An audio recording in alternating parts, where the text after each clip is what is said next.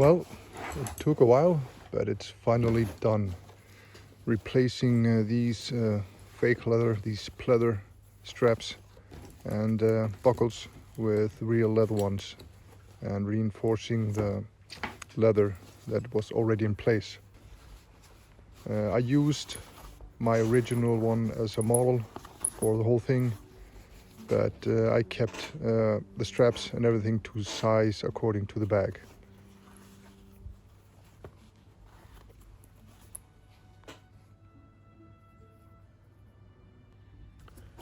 I got a leather strip, soft belt leather in a local leather store.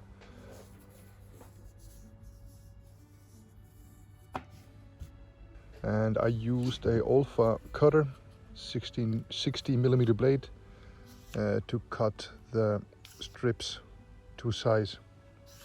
I also used a blade cutter to cut the corners and the end of the straps, just for the touch-ups.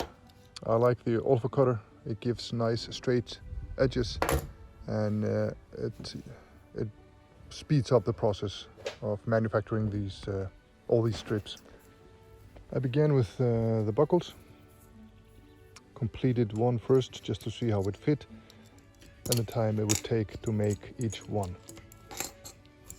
Just basic, cut 2 holes in the middle and cut on the edge to make a large hole for the buckle to fit.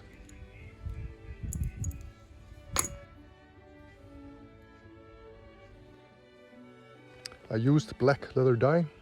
I began this process in December, and I thought about if I would start this project today, I'd probably use brown color instead of black.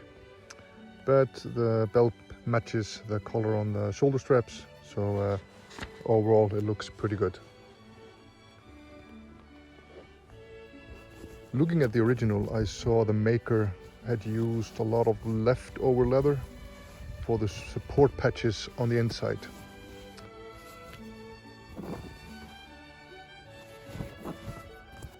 So I did the same. I found some leftover leather patches that I had lying around and cut to size and rounded off the corners.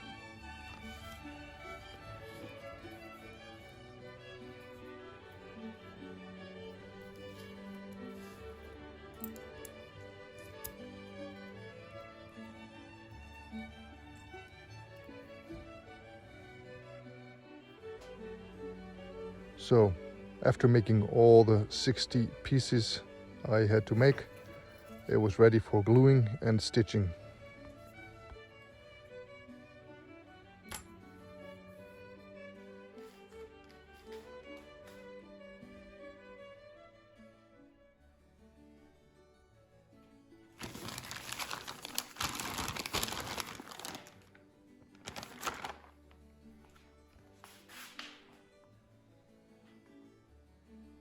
Then removing the fake leather or the pleather, I just mark the spot with pencil and cut the strings with, I'm not sure what you call it, but we call it these sewing knives.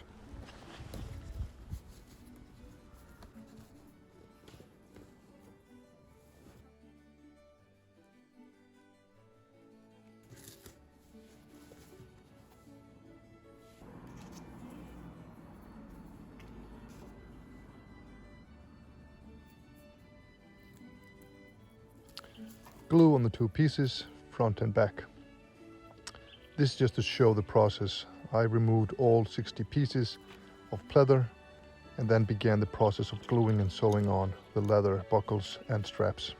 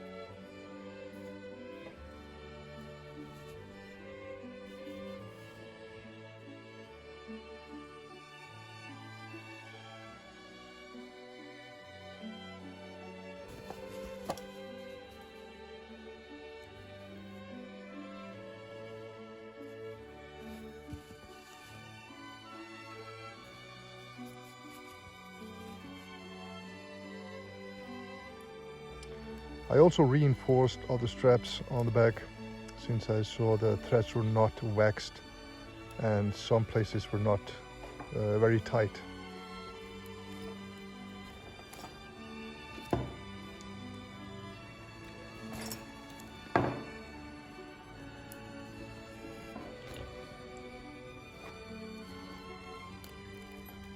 Some parts were more difficult to reinforce, especially this back plate. I had to make other holes because it just wouldn't fit through the original hole. But I'm seriously thinking about replacing 2 of the straps on the bottom of the bag. The craftsmanship is just not too good and the leather seems in poor condition.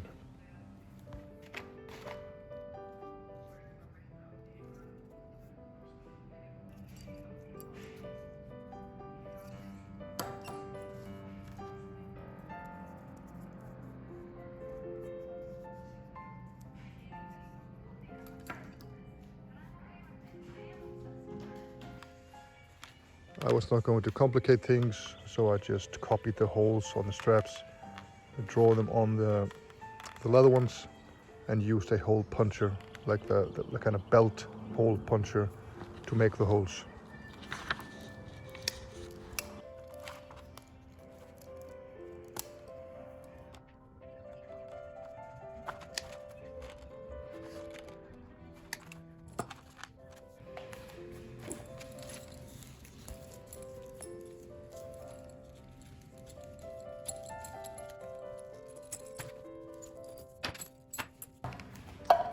And the final process, I used Dr. Martin's grease or balsam to put on the leather.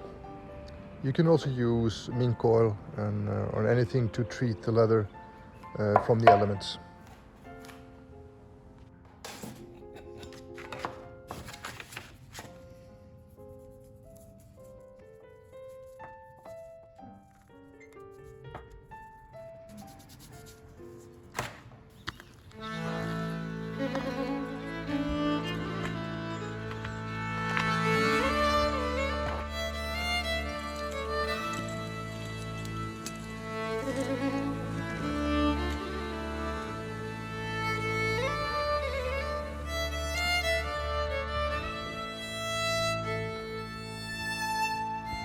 Alright, so here is the final result of modifying the Chinese reproduction rucksack. I think it came out pretty good. My main concern, as I mentioned before, is this here on the bottom straps. I think this will come loose. So what I have to do, this one is pretty decent, but when I put this on, it's all crooked. So I might as well change them both. I mean, replace them both. This one here and on the back. And also, a couple of things. The stitching isn't that great. So I might reinforce on the edges of these pockets, just same as I did with these straps, and I was reinforcing that. Yeah, but yeah, I'm not going to go into how I fill up my rucksack. Right now it's just 5 kilos or like 11-12 pounds of mixed equipment, just to put some weight on it and put some form. Just take a closer look. But yeah, I think it came out pretty good.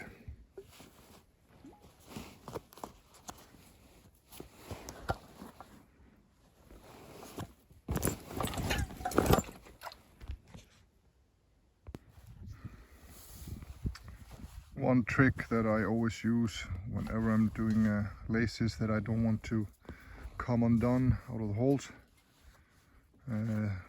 is just to make single knot on the end here, so it doesn't come through. So if it comes through, then I don't have to trace every hole to put it back together.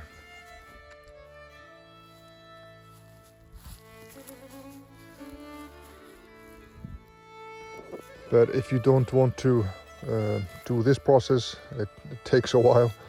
It took a few hours to complete the whole bag. I saw Nestov was selling this bag, done by Fredriki.